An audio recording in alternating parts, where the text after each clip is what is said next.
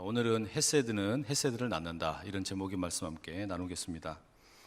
저는 밤에 잠을 자면 어지간해서는 잘 깨지 않습니다.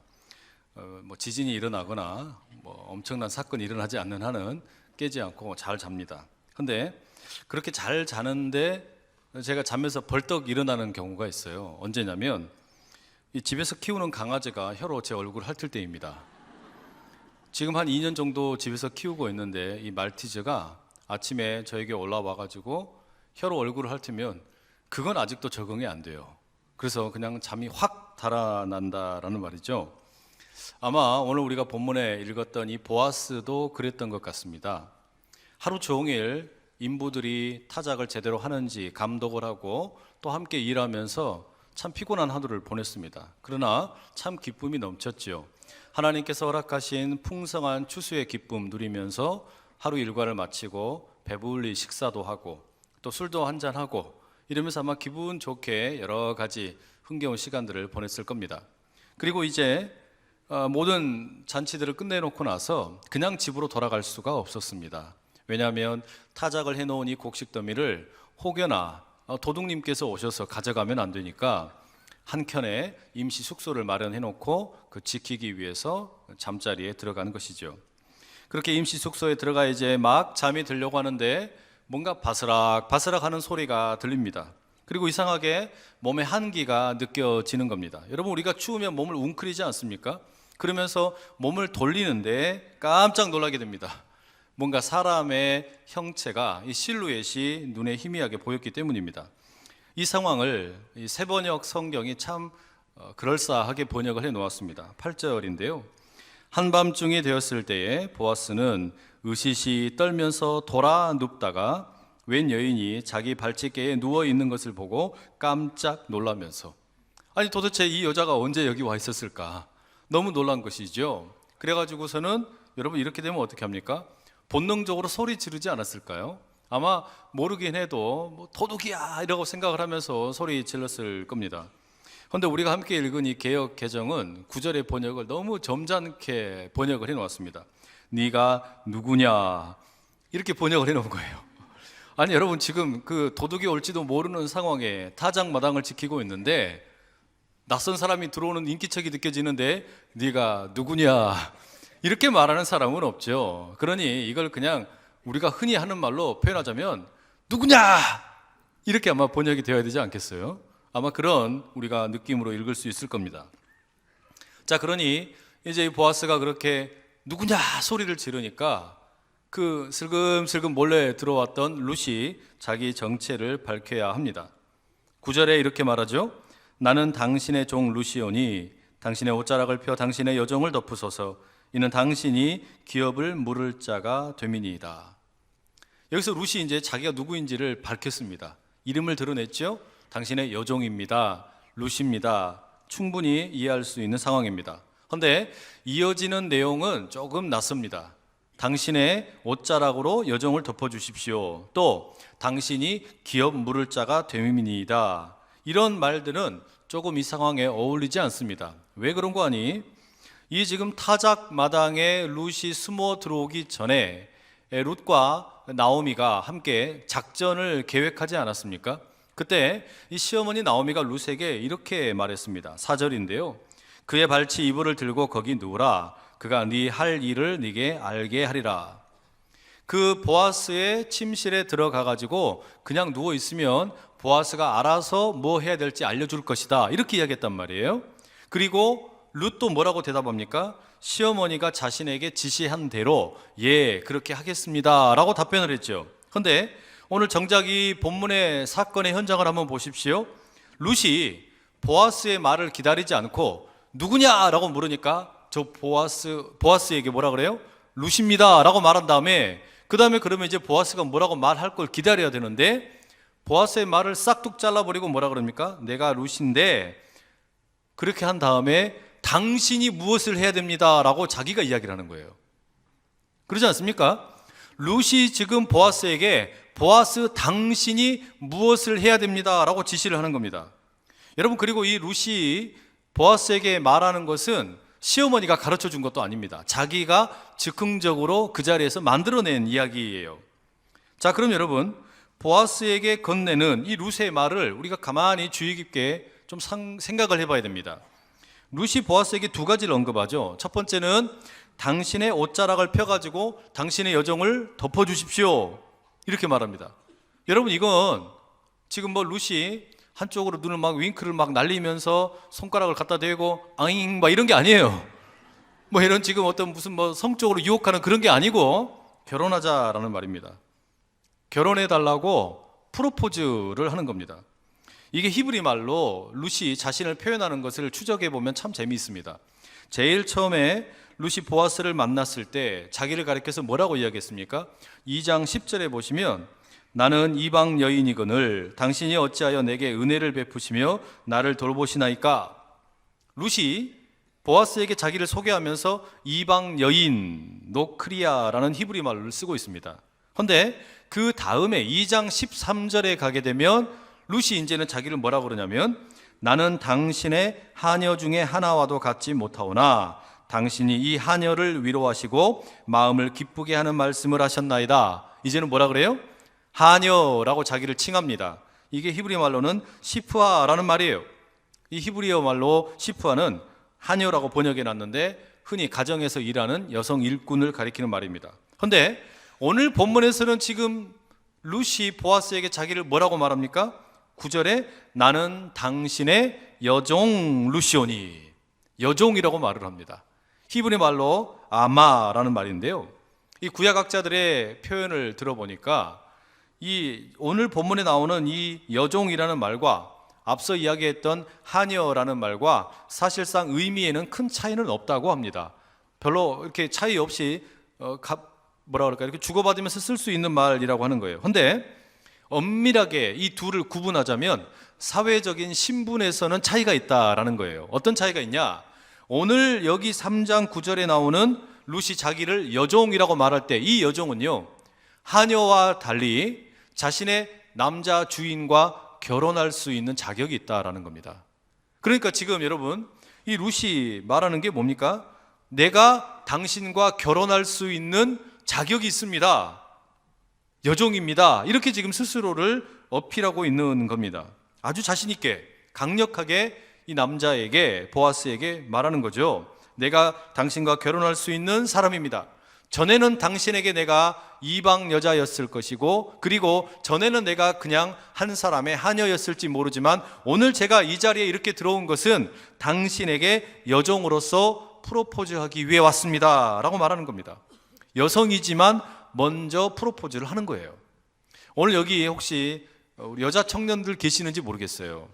혹시 좋아하는 남자 형제가 있습니까? 용기를 내셔서 룻처럼 먼저 프로포즈 해도 괜찮습니다. 누가 먼저 하면 어떻습니까? 뭐 굳이 순서 따지지 말고 여자가 먼저 하든 남자가 먼저 하든 여하튼 우리 청년부 안에서 결혼만 많이 할 수 있기를 간절히 축복합니다. 자, 그리고 두 번째로 룻이 이 보아스에게 요청하는 게 뭐냐? 이런 말을 하죠. 당신은 기업 물을 자입니다, 이렇게 이야기합니다. 그렇죠? 보아스, 당신이 기업 물을 자다. 그런데 기업을 물으는데 누구의 기업을 물으라는 말이겠습니까? 룻의 기업이 아니죠. 이것은 자기 시어머니 나오미의 기업을 물을 자입니다 라는 말이죠. 이렇게 요청을 합니다. 그런데 여러분, 지금 이것은요, 룻이 이 보아스에게 해야 할 이야기가 아니에요. 이 지금 룻이 보아스에게 당신은 제 시어머니 나오미의 기업 물을 자입니다 라고 말하는 것은 사실 여러분, 우리가 조금 더 가만히 뜯어볼 필요가 있습니다. 왜 그런 거니?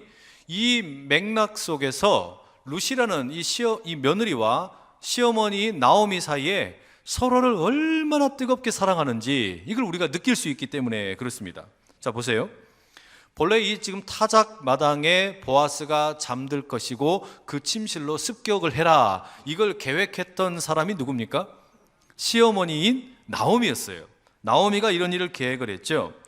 그 말하자면 이 시어머니의 계획은 룻이 좀 행복하게 재혼을 해가지고 잘 살면 좋겠다, 이런 마음에서 이런 계획을 준비했습니다. 그런데 여러분, 시어머니 입장에서 지금 의지할 것이라고는 며느리밖에 없잖아요.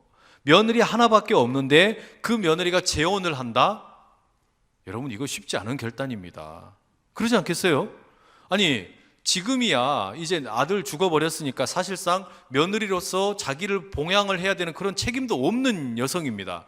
헌데 자기를 끝까지 이렇게 책임지고 섬겨주고 있는데, 만약에 이 며느리 룻이 다른 남자와 결혼을 하게 되면 더 이상 자기 며느리라고 말할 수가 없어요. 그러면 며느리가 재혼을 하고 난 다음에 자기랑 같이 살아줄까요? 그것도 기대하기 어려운 일입니다. 그럼에도 불구하고 왜 그러면 나오미가 자기 며느리에게 재혼을 하라고 이렇게 제안을 하느냐? 그 이유가 뭐겠습니까? 따지고 보면요, 사실 나오미는 지금 룻에게 너무 고마운 거예요. 너무너무 고마운 겁니다. 모압 땅에서부터 살 때부터 그렇게 살갑게 자기를 잘 챙겨주더니 자기 남편이 죽었음에도 불구하고 자기와 함께 이 모압 땅의 고향을 버리고 베들레헴까지 이주를 해오고, 심지어 자기는 낙심해가지고 이렇게 그냥 눈물만 흘리고 있는데 이삭을 주우러 다니면서 먹을 이 경제 상황을, 자기 집안을 일으키려고 노력을 하는 이 룻이 너무 귀한 겁니다. 말하자면 룻이 나오미를 향하여 보여준 그 헤세드에 너무 큰 감동을 먹은 것이죠. 그러니 내가 이렇게 나 혼자 내 유익을 차린다라는 것이 너무 미안하니까 룻의 행복을 늦게라도 빌어야겠다, 이런 생각 때문에 지금 재혼을 추진하고 있다라는 것이죠. 사실 여러분, 시어머니 나오미가 이 룻이 매일같이 이삭을 주우러 다니는데 보아스의 밭에 왔다 갔다 한단 말이에요. 근데 둘 사이가 예사롭지가 않습니다. 눈빛만 봐도 서로 알잖아요. 이게 이 둘 사이가 지금 상당히 좋은 사이로 발전할 수 있겠구나 싶은 가능성이 있는 거예요. 헌데 보니까 룻도 망설이고 있고 나오미도 망설이고 있고, 룻을 보니까 망설임의 이유가 자기 때문인 것 같은 거예요. 자기 때문에 이 며느리가 시어머니를 걱정하느라고 더 깊게 이 관계를 발전을 시키지 못하는 것처럼 보이니까 어때요? 참 미안한 생각이 드는 겁니다. 그래서 고민을 하다가 나오미가 어떻게 합니까? 며느리에게 보아스랑 너가 재혼을 하면 좋겠다라고 제안을 하죠. 지금까지 자기를 위해서 최선을 다해서 헌신을 했던 룻을 위해서 이제는 나오미가 헤세드를 베푸는 겁니다. 말하자면 룻이 베풀었던 헤세드가 이제는 나오미의 헤세드로 룻에게 돌아가고 있는 것이죠. 자, 여러분, 이런 시어머니의 마음을 룻이 알았을까요? 몰랐을까요? 당연히 알았죠. 룻이 왜 그걸 몰랐겠습니까? 룻이 그 시어머니의 마음, 자신을 향한 그 시어머니의 헤세드를 알고 있었기 때문에 지금 시어머니는 자신에게 재혼해라, 보아스라는 좋은 남자 만나라, 그래서 타작마당으로 들어가라, 이렇게 계획을 짰지만 시어머니가 시키는 대로 할 수가 없었던 겁니다. 단지 자기만의 행복을 위해서 결혼할 수가 없었던 거예요. 그래서 정작 거기에서 이제 보아스를 만나가지고 당신의 옷자락으로 나를 덮어주십시오, 프로포즈를 했지만 그게 전부가 아니에요. 거기에다가 덧붙이는 게 뭡니까? 당신은 내 시어머니의 기업 물을 자입니다 라고 말하는 겁니다. 그러니 이 9절의 말씀을, 룻이 지금 보아스에게 하는 이야기를 저는 이렇게 이해하고 싶어요. 뭐라고 하냐? 보아스 어르신, 저 당신과 결혼하고 싶습니다. 당신의 날개로 저를 덮어주시고 보호해 주시면 참 좋겠습니다. 그러나 저는 제 행복을 위해서 시어머니를 팽개칠 수가 없습니다. 그러니 당신이 제 시어머니의 가까운 친족이시니까 기업 물을 자의 책임을 다해 주십시오. 그러면 제가 결혼하고 싶습니다. 이렇게 이야기하는 거예요. 이게 지금 9절의 말씀이라는 거죠. 여러분, 지금 이 룻의 제안은요, 보아스를 향한 이 제안은 상당히 충격적인 겁니다. 나오미가 룻의 헤세드를 받고서 자기도 헤세드를 베풀었는데 다시 지금 룻이 어떻게 하는 거예요? 다시 헤세드를 흘려보내고 있는 겁니다. 그런데 왜 이게 충격적인 것이냐면, 보아스가 나오미의 친족인 것은 맞는데 기업을 물으려고 하면은 보아스가 나오미의 기업, 그러니까 엘리멜렉의 기업을 물으려고 하면은 룻이랑 결혼할 게 아니라 누구랑 결혼해야 돼요? 나오미랑 결혼해야 돼요. 나오미랑 결혼을 해서 아들을 낳아줘야 다 죽어버린 그 엘리멜렉과 말론과 기론의 집안의 대가 이어지는 겁니다. 그러니까 엄밀한 의미에서 기업을 물으려면 보아스는 나오미랑 결혼을 해야 되는데, 문제가 뭐냐? 1장 12절에 나오미가 스스로를 뭐라고 이야기하냐면, 나는 이미 늙어서 이제 남자를 받을 수가 없다, 아들을 낳을 수가 없다, 이렇게 이야기합니다. 그러니 여러분, 지금 본래 주어진 이 법 테두리 안에서는요, 나오미, 나아가서는 엘리멜렉이라는 이 집안은 더 이상 대를 이을 수가 없는, 가능성이 다 사라져버린 거예요. 모든 가능성이 사라진 겁니다. 그런 형편을 룻이 너무나 잘 알기 때문에 보아스에게 요청을 하는 겁니다. 당신이랑 저랑 결혼을 해가지고 우리 시어머니의 그 대가 끊어지지 않도록 기업 물을 자가 되어 주십시오. 제 행복도 중요하지만 우리 시어머니의 삶을 제가 이렇게 내팽개쳐 둘 수가 없습니다. 우리 시어머니의 기업 물을 자 되어 주십시오. 그러면 제가 결혼하겠습니다. 기가 막힌 사랑 아닙니까, 여러분? 지금 이 시어머니 나오미와 이 며느리 룻 사이에 주고받는 이 대화, 가만히 듣다 보면 너무 고와요. 너무 아름답습니다. 서로가 서로에게 베푸는 이 헤세드, 말하자면 룻으로부터 시작되었던 이 헤세드가 이제 나오미의 헤세드가 되고, 나오미의 헤세드가 룻의 헤세드로 돌고 도는 아름다운 사랑이 펼쳐지고 있다라는 것이죠. 여러분, 이 두 여인의 서로를 향한 이 갸륵한 사랑 이야기를 보아스가 듣게 된 겁니다. 이 이야기를 듣게 되면서 이제 어떻게 반응을 해야 되잖아요. 뭐라고 답변을 할까요? 10절 이렇게 말합니다. 그가 이르되 내 딸아, 여호와께서 네게 복 주시기를 원하노라. 네가 가난하건 부하건 젊은 자를 따르지 아니하였으니 네가 베푼 인애가 처음보다 나중이 더하도다. 이 보아스가요, 밤중에 자다가 깨가지고 이 룻의 이야기를 가만히 들어보니까 기가 막힌 거예요. 이 나오미랑 룻이랑 함께 서로를 아끼는 마음이 너무나 귀한 겁니다. 그래가지고 뭐라고 이야기하는 겁니까? 하나님께서 룻 당신에게 복을 부어주시기를 축복하오 이야기하면서 네가 베푼 인애가 처음보다 나중이 더하도다 라고 말합니다. 이 인애라는 우리말로 번역된 단어가 히브리 말 헤세드라는 겁니다. 달리 말하면 룻 당신의 헤세드를 가만히 보니까 처음에 베푼 헤세드보다 나중에 베푼 헤세드가 더 아름답고 귀하구나 라고 지금 칭찬을 하는 거예요. 자, 그럼 여러분, 이 보아스가 말하는 룻의 헤세드가 앞에 것보다 뒤에 것이 더 귀하다라고 말할 때 처음 헤세드는 뭐고 뒤에 헤세드는 뭘까요?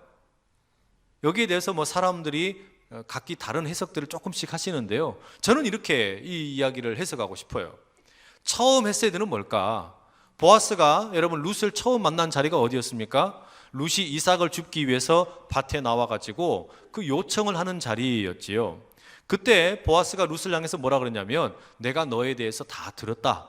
네가 모압 여인인데도 불구하고 시어머니를 모시기 위해서 베들레헴까지 동행을 하고, 그리고 얼마나 성실하게 또 최선을 다해서 시어머니를 섬기는지를 내가 다 들었다. 그리고 그 이후에 이제 보아스가 가만히 이 룻을 보니까 어때요?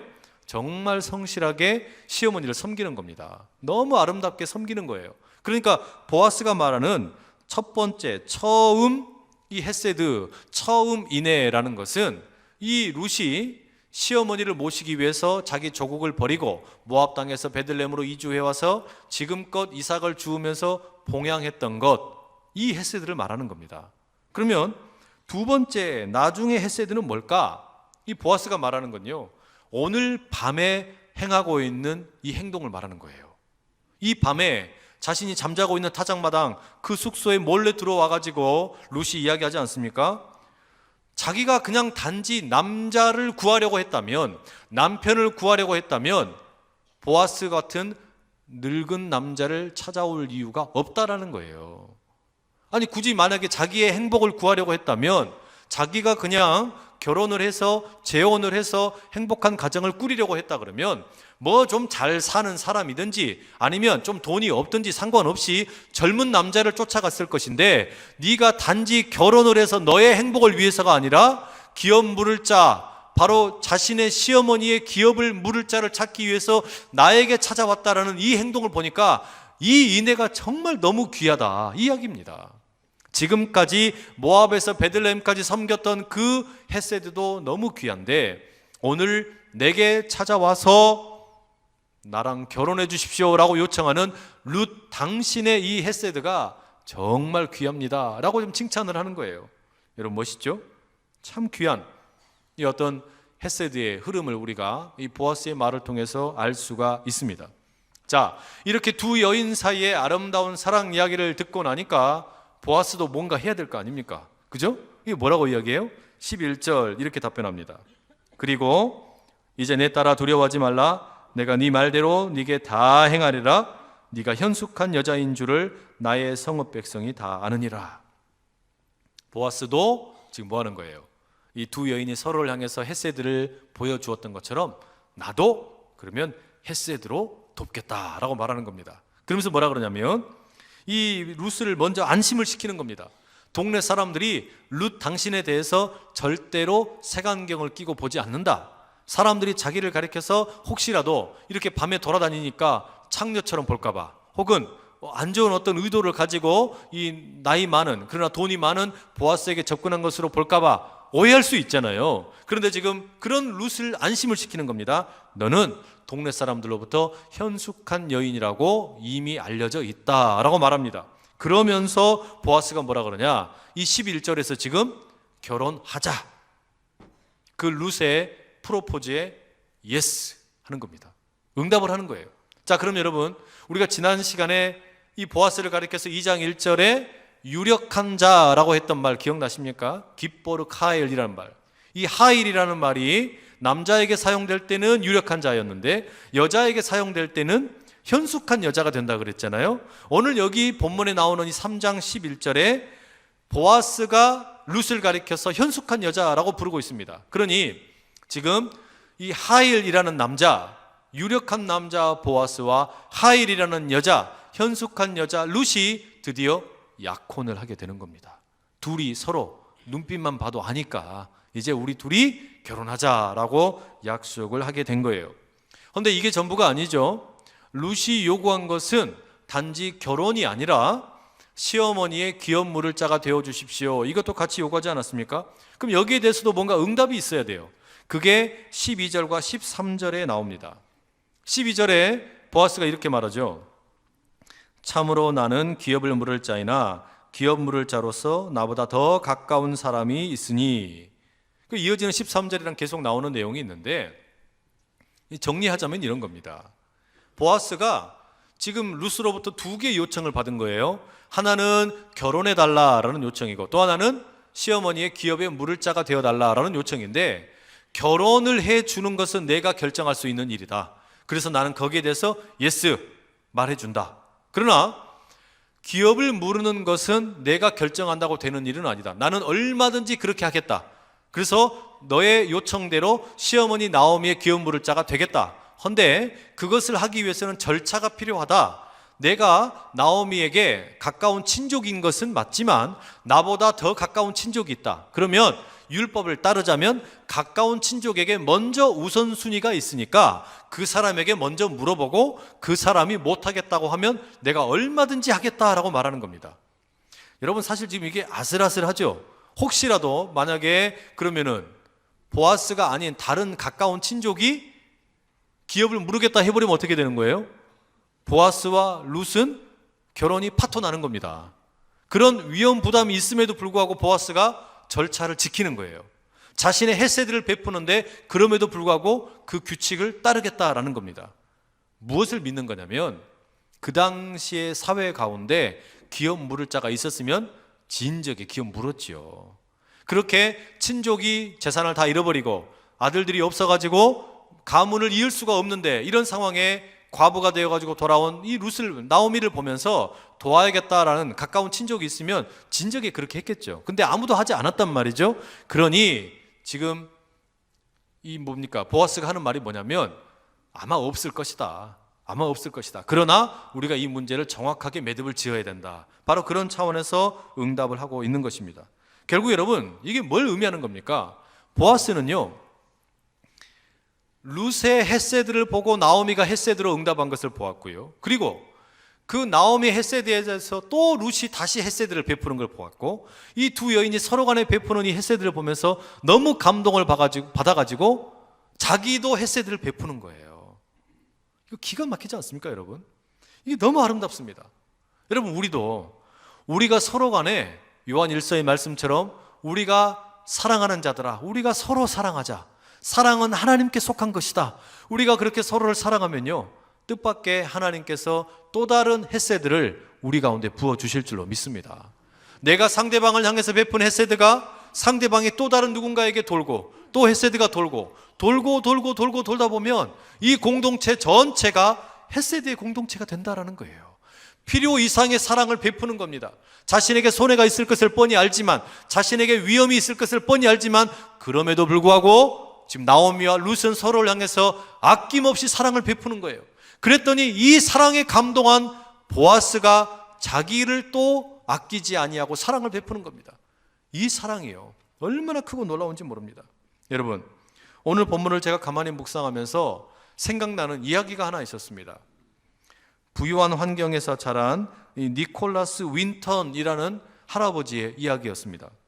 이분이 1938년까지 영국에서 증권거래소 직원으로 일하면서 아주 풍족한 삶을 살았습니다. 그런데 어느 날 휴가차 이제 체코에 여행을 가게 되는데 스키를 타러 갔습니다.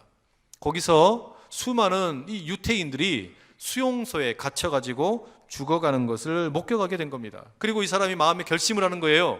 위험하지만, 내가 손해봐야 될 수도 있지만, 내가 가진 것을 탕진할 수도 있지만, 저 유태인들을 좀 살려야겠다. 다 살릴 수 없다면 어린 아이들이라도 구출을 해야겠다라는 결심을 합니다. 그래서 체코에서 영국으로 이 유태인 아이들을 입양하는 방식으로 이제 망명을 시도합니다. 이 독일의 나치 장교들에게 뇌물을 주면서 1939년 3월에서 8월까지 669명의 그 수용소에 갇혀있던 유태인 아이들을 건져내게 됩니다. 영국으로 다 보냈어요. 그런데 그 한 달 뒤에 1939년 9월 3일 날 더 많은 아이들을 구출하기 위해서 기차 시간을 바꾸었는데, 이게 하필이면 나치 그 비밀 경찰들에게 들키고 맙니다. 그래서 그 기차 안에 타고 있던 유태인 200명이 모조리 다 수용소에 끌려가게 되고 죽게 됩니다. 이 사건을 경험하면서 이 니콜라스 윈턴이라는 사람이 평생 죄책감에 시달리면서 괴로워하며 살게 되죠. 죽은 아이들에 대한 죄책감 때문에 자신이 600명이 넘는 어린 아이들을 살렸다라는 사실을 아무에게도 말하지 않습니다. 그리고 시간이 흘러서 49년이 지난 1988년 어느 날, 이 아내가 방에 다락방을 청소하다 보니까 본 적이 없는 낡은 가방이 있는 거예요. 그 낡은 가방을 열어보았더니 종이 뭉치가 이만큼 있는데, 거기에 보니까 어린 아이들의 사진과 연락처가 쓰인 종이가 가득한 겁니다. 그리고 거기에 남편의 필체로 내가 조금만 서두르면 아이들이 죽지 않았을 텐데, 이런 메모가 있는 거예요. 그래가지고 이 아내가 이걸 가만히 그냥 놔둘 수가 없다 싶어가지고 이 내용을 방송국에다가 알립니다. 그렇게 해서 1988년 영국의 BBC 방송국에서 특별 프로그램을 편성합니다. 이 니콜라스 윈턴이라는 사람은 이게 무슨 일인지 아무것도 모른 채 아내와 함께 그냥 방청객으로 초청을 받아가지고 이제 방송국을 찾아가게 됩니다. 이 분위기가 무르익게 되자 여자 진행자가 이렇게 말합니다. 여기 방청객으로 오신 분들 중에 혹시 자기 생명을 니콜라스 윈턴 씨에게 빚진 분 있다면 한번 자리에서 일어나 주시겠습니까? 이 요청을 하는 거예요. 그러자 알고 보니까 거기 참석한 모든 방청객들은 니콜라스 윈턴, 이 할아버지가 구했던 그 어린 아이들이었던 겁니다. 모든 방청객들이 49년이 지나서 자신을 구해준 그 할아버지 만나려고 다 모여든 거예요. 여러분, 이 내용을 영상으로 한번 잠깐 보시죠. 짧은 영상인데요. 한번 보십시오. But back here is the list of all the children. This is Vera Diamant, now Vera Gissing. We did find her name on his list. Vera Gissing is with us here tonight. Hello, Vera. And I should tell you that you are actually sitting next to Nicholas Winton. And it was just so wonderful, so terribly, terribly touching.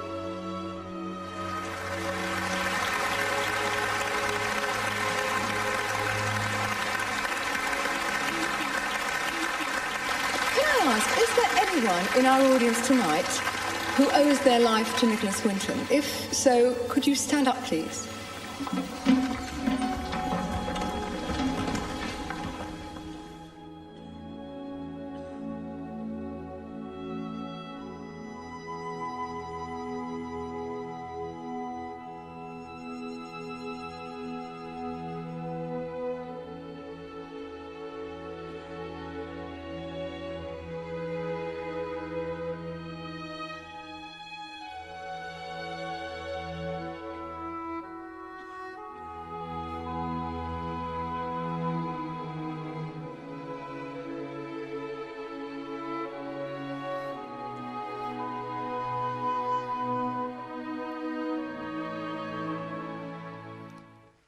여러분 참 감동적인 이야기 아닙니까?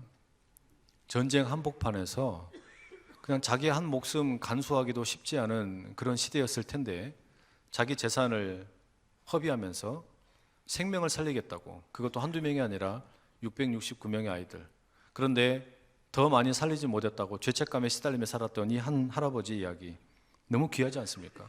말하자면 필요 이상의 사랑을 허비하면서 햇새들을 베푼 그런 한 사람의 이야기입니다. 그 사랑이 너무 컸기 때문에 거의 50년이 지나서 이제 모두가 다 중년이 되고 함께 늙어가는 그 사람들이 자기 생명을 구한 이 니콜라스 윈턴에게 진정한 존경과 박수를 보내는 자리에 자발적으로 함께 다 참석을 했다라는 말이죠. 여러분, 이게 우리 주님께서 하신 일입니다. 우리가 지금 대림절을 보내며 예수님의 오심을 기다리고 있는데 굳이 이 땅 가운데 예수님께서 내려오실 이유가 있습니까?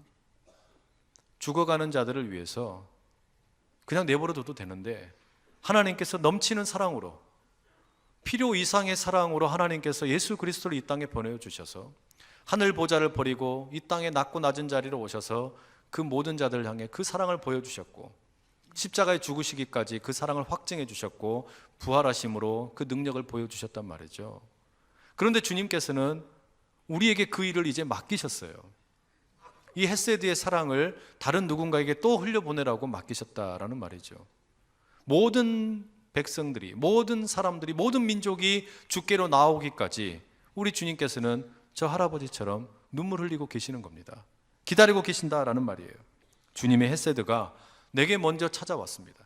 주님의 헷세드가 다른 누군가에게 또 누군가에게 또 누군가에게 그렇게 헷세드가 헷세드를 낳고 또 헷세드를 낳고 그렇게 흘러 오늘 우리에게까지 왔는데, 여러분, 우리가 이제는 이 헷세드를 또 다른 사람에게 흘려보내야 되지 않겠습니까? 교회는요, 이 일 하라고 하나님께서 세우신 기관입니다. 하나님께서 이 일 하라고 우리에게 교회가 되라고 말씀하셨다라는 말입니다. 필요 이상의 낭비처럼 보이고 헌신처럼 보이는 그 일을 위해서 희생하라라고 부르신 겁니다. 굳이 이렇게까지 할 필요가 있는 이렇게까지 할 수 필요가 있을까? 그럼에도 불구하고 그렇게 하라는 겁니다. 주님께서 우리를 바로 그런 교회로 부르셨습니다. 우리 교회는 지금까지 그런 일들 참 열심히 잘 감당해 왔죠. 이 성전만 해도 그러지 않습니까? 이 성전 지으면서, 성전을 건축하면서 만약에 우리가 복지를 하겠다고 장애인이나 외국인이나 또는 청소년이나 연로하신 분들 섬기겠다고 생각하지 않았다면 아마 조금 더 우리가 빨리 성전 봉헌할 수 있겠지요. 그런데 여러분, 성전 봉헌 조금 늦어지면 어떻습니까? 하나님의 마음이 있는 곳, 하나님께서 사랑을 쏟아붓고 있는 그곳에 우리가 또 다른 헷세들을 좀 흘려보내면 어떻습니까? 굳이 빨리 봉헌하지 못한다 할지라도 하나님의 마음이 있는 곳에 우리가 그 헷세들을 흘려보내며 힘있게 주님의 넘치는 헷세들을 먼저 경험했기 때문에 이 헷세들을 또한 흘려보낼 줄 아는 이 대림절에 우리 모두가 될 수 있기를 간절히 축복합니다. 필요 이상의 낭비를 우리에게 보여주신 하나님, 그 사랑이 이제 우리를 통해서 다른 누군가에게 흘러가는 그런 교회와 또한 그런 우리의 삶이 될 수 있기를 간절히 축복합니다. 우리 시간 함께 같이 한번 기도하면 좋겠는데요, 우리 시간에 기도하실 때 하나님, 우리가 서로 뜨겁게 사랑할 때 나오미와 룻이 서로를 그렇게 아끼고 사랑했더니 보아스를 통해서 또 다른 헷세들을 부어주시는 하나님의 모습을 보며 우리가 서로 뜨겁게 사랑하게 하시고 필요 이상의 사랑을 나누는 그런 복된 교회 되게 하시고 우리의 삶이 되게 해 주십시오. 그 가운데 주님께서 넘치는 복을 부어주실 것을 우리가 믿고 나갑니다. 우리 그런 마음을 가지고 주여 힘있게 세 번 외치고 함께 기도하며 나갑니다. 주여 주여 주여. 사랑하는 아버지 하나님, 나오미와 루시 서로를 너무나 사랑하고 아끼며 아버지를 그렇게 헤세드를 베푸는 모습을 우리가 봅니다. 헤세드가 헤세드를 낳는 모습을 봅니다. 주 아버지는 이것이 바로 교회임을 우리가 깨달아 알게 하여 주시고 이것이 바로 성도의 삶임을 알게 하여 주셔서 주님 아버님이 이 사랑을 낭비하는 것처럼 보이고 필요 이상의 이런 사랑을 할 필요가 있나 싶은 생각이 드는 그 자리, 바로 거기에 주 아버지 우리의 부르심이 있음을 믿고 나가 하나님의 기쁨을 온전히 이 땅 가운데 나누는 우리 모두가 되도록 역사하여 주시옵소서. 아버지의 때로는 위험한 것처럼 보이고 손해보는 것처럼 보이고 안타깝게 보이나 그러나 주여 그럼에도 불구하고 나를 비우고 내려놓음으로 우리 주님의 사랑이 온전히 성취되는 것을 마음껏 경험하는 우리 모두 되게 하여 주시옵소서. 사랑하는 아버지 하나님, 나오미와 룻이 서로에게 손해가 될 것이 뻔하고 자기의 것을 포기해야만 되는 것이 너무나 뻔함에도 불구하고 서로를 향하여 너무나 지극한 마음으로 헤세드의 사랑을 베풀었더니 보아스를 통해 하나님의 헤세드가 또한 그들에게 임하는 것을 우리가 봅니다. 주여, 우리가 그런 사랑으로 서로를 사랑하고 필요 이상의 낭비하는 것처럼 보이는 사랑으로 온전히 나가는 교회 되게 하시고 성도의 삶이 되게 하여 주시옵소서. 예수 그리스도의 이름으로 간절히 기도드립니다. 아멘.